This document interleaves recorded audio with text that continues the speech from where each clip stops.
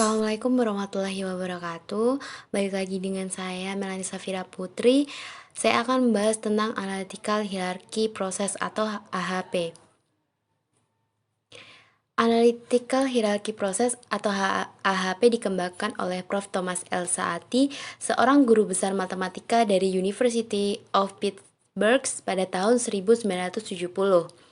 AHP merupakan metode pengambilan keputusan yang melibatkan sejumlah kriteria dan alternatif yang dipilih berdasarkan pertimbangan semua kriteria terkait. Kriteria memiliki derajat kepentingan yang berbeda-beda, demikian pula halnya alternatif memiliki preferensi yang berbeda menurut masing-masing kriteria yang ada. Prinsip pokok AHP. Prinsip pokok AHP yaitu menyusun hierarki, lalu model keputusan, menentukan prioritas atau pair phase comparison, lalu menghitung konsistensi rasio atau CR, mengukur konsistensi.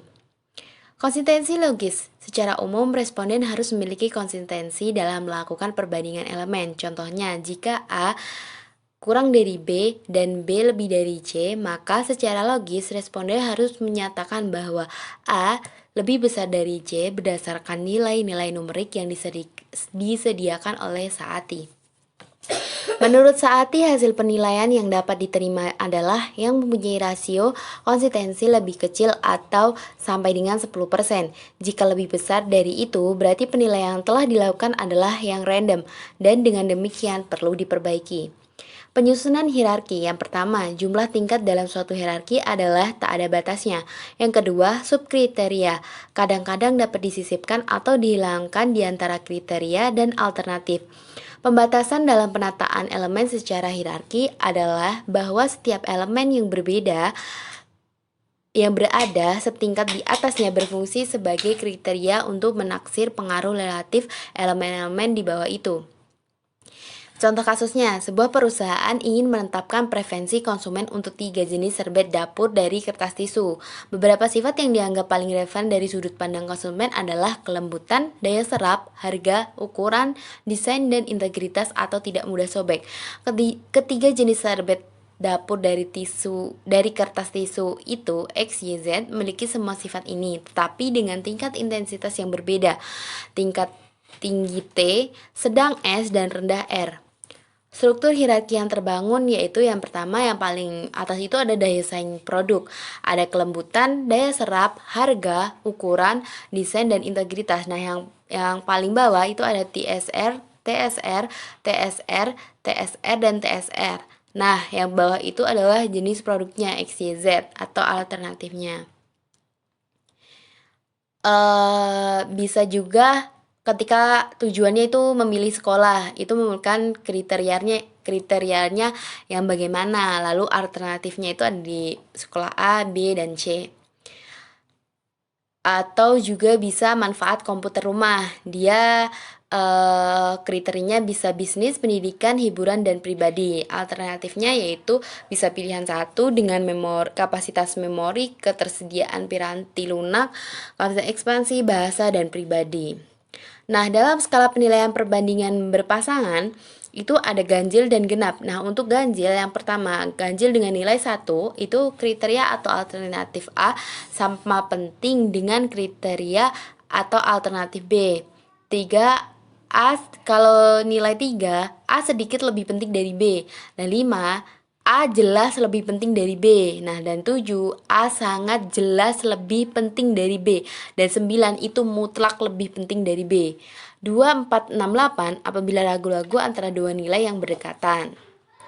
Nah, langkah-langkah metode AHP. Yang pertama, mengidentifikasi masalah. Yang kedua, menyusun struktur hierarki, diawali dengan tujuan umum. Yang ketiga, membuat matriks perbandingan berpasangan atau kontribusi relatif setiap elemen. Yang keempat, melakukan perbandingan pasangan N(x), N-1/2 dengan satuan buah. Yang kelima, menghitung nilai vektor eigen untuk setiap metrik atau bobot setiap elemen. Yang terakhir, menghitung CR, konsistensi jika CR kurang dari 0,1. Nah, itu tadi adalah langkah-langkah metode AHP. Nah, langsung aja ke perhitungan Excel-nya.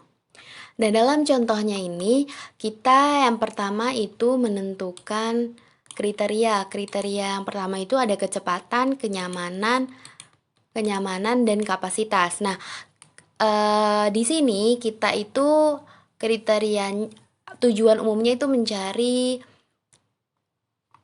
yang paling apa ya?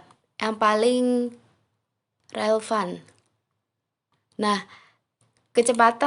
kriteria yang pertama kriteria yang akan kita hitung itu ada kecepatan, kenyamanan, dan kapasitas. Nah, untuk kecepatan terhadap kecepatan kita tulis 1, kenyamanan terhadap kecepatan 0,3, kapasitas 0,5, kecepatan terhadap kenyamanan 3, kenyamanan terhadap kenyamanan 1, kapasitas terhadap kenyamanan ada 5, kecepatan terhadap kapasitas ada 0,2, kenyamanan terhadap kapasitas 0,20, kapasitas 1,0.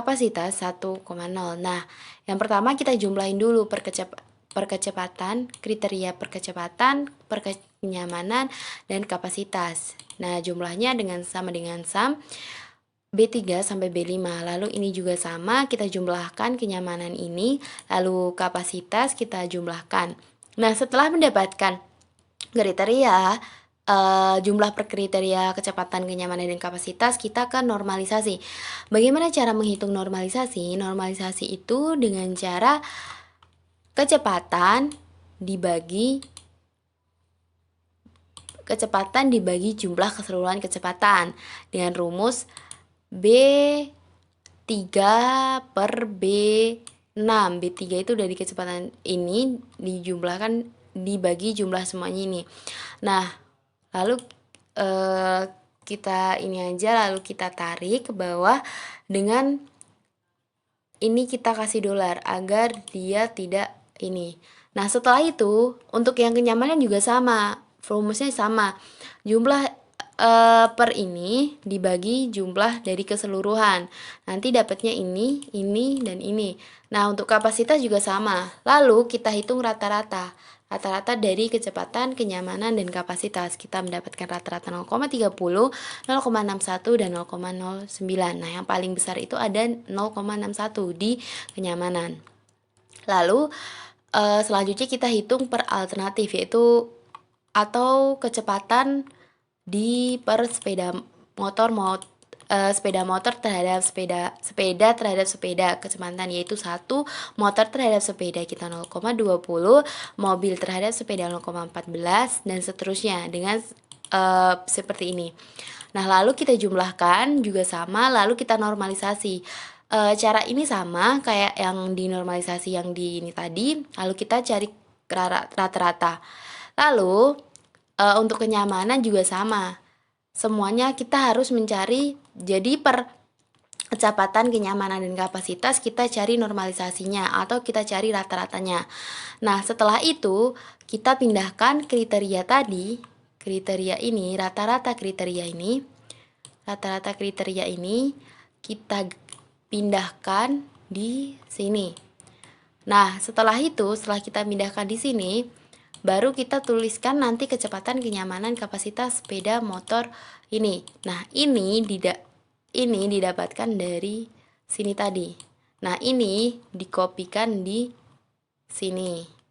Kenyamanan juga ini dikopikan di sini. Kapasitas pun juga. Nah, untuk bobot terakhir, jadi agar kita mendapatkan nilai AHP yang paling tinggi itu dengan cara sama dengan ini sama dengan M-mult ini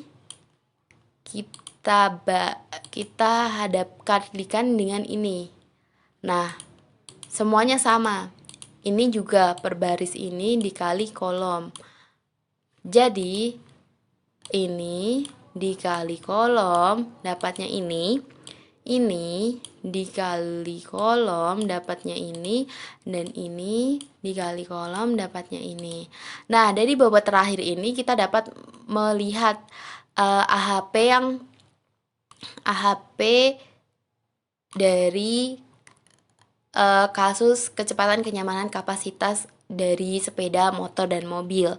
Nah, itu tadi adalah penjelasan dari AHP. Apabila ada Apabila ada kesalahan mohon maaf. Wassalamualaikum warahmatullahi wabarakatuh.